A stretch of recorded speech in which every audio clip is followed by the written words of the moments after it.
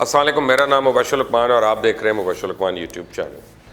अगर मोदी के कल के बयान पे तबसरा किया जाए ना तो ये लाइन बिल्कुल फिट बैठती है कि 100 जूते भी खाते थे 100 गंडावी।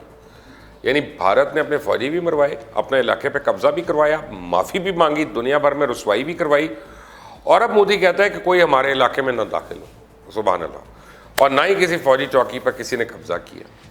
और इस पर सवाल यह है कि रात के अंधेरे में ये भारतीय फौजी चाइनीज़ फ़ौज से क्या अपना को बताशे वगैरह लेने गए होते? मोदी ये कहना चाहता है कि आज जहाँ चाइनीज़ आर्मी है वो सारा इनके इलाका है। तो सवाल यह है कि भारतीय फ़ौज इंडियन इलाके में मारे गए या चाइनीज़ इलाके में मारे गए? पहले तो ये बताइए।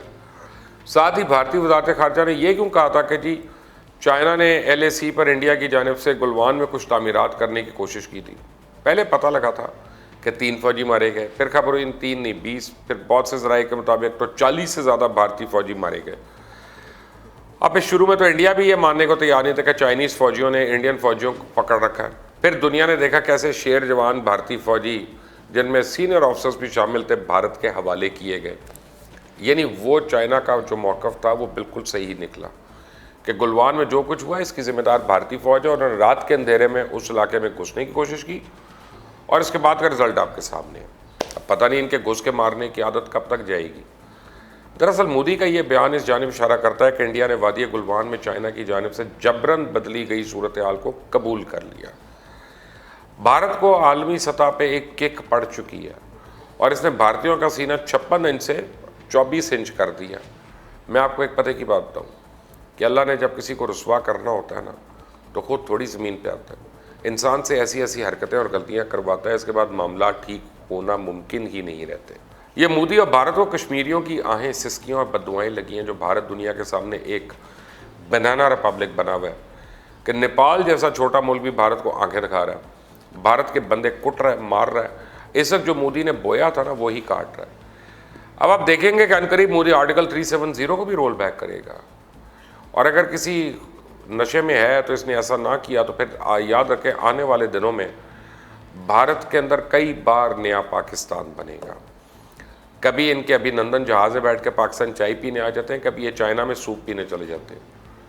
वैसे मैं इंडिया को बता दूं, नेपाल ना भी अपनी फ़ौजें बॉर्डर पर लगाए ना तो कहवा पीने का मूड हो तो इंडियन आर्मी लाजमी जाए वहाँ पे, ज़रा पता चल जाएगा। बाकी सूरत हाल में चाइना को अगर दाद ना दी जाए तो ये भी ज़्यादती होगी। कैसे इसने भारत का मक्खू ठप दिया, एक गोली भी नहीं चलाई, इनका एक जवान भी जो है वो इसमें मारा नहीं गया, और दुनिया और भारत को दिखा दिया कि चाइना है क्या और भारत की औकात क्या है। चाइना ने तब ये भी ऐलान कर दिया कि पूरी गुलवान वादी इसके दायरे इख्तियार में है। दरअसल हुआ ये कि भारत और मोदी ने बड़ी दौड़ें लगाई हुई हैं, बड़े दरवाजे खटखटाए, कभी अमेरिका तो कभी रूस, कभी जापान, कभी ऑस्ट्रेलिया, कभी यूरोपियन यूनियन, कहीं सुनवाई नहीं हुई। हर तरफ से भारत को टिका से जवाब मिला। तमाम हरबे हुलिये बहाने इस्तेमाल करने के बाद मोदी इस नतीजे पहुँचा कि चाइना से मज़ीद लड़ाई की सूरत में इनका अपना ही नुकसान है, तो जो भी इलाका है चाइना को दे दिया जाए और जान छुड़ा ली जाए। अब ये ना हो कि चाइना मज़ीद आगे बढ़ता रहे और भारतीय इलाकों पर कब्जा जमाते जाए, क्योंकि मोदी को 20 या 40 फ़ौजियों के मरने के बाद पता लग चुका है कि भारतीय फ़ौजी सिर्फ निहत्ते कश्मीरियों पे जुल्म करने के काबिल हैं, पर अगर कोई असल फ़ौज सामने आ गई तो ये सब के सब मारे जाएंगे या ये कुट खा के दौड़ जाएंगे। तो मेरा तो ये सोच के बुरा हाल है कि अर्नाब गोस्वामी का क्या हाल हो रहा होगा। Hello Arnab, how are you? आज वो किस मुंह से शो करेगा? अब मोदी के बयान के बाद भारतीय मीडिया कैसे चाइना या पाकिस्तान या नेपाल पर उंगली उठाएगा? कैसे आतंकवादी और वादी खेलेगा? कैसे अब भारतीय अवाम को गुमराह करेगा? पीर की झड़प से पहले तो भारतीय मीडिया यही देख रहा था कि इंडिया की फ़ौजी ताकत इतनी बढ़ चुकी है कि चाइना किसी तरह भी फ़ौजी एडवेंचर नहीं कर सकता।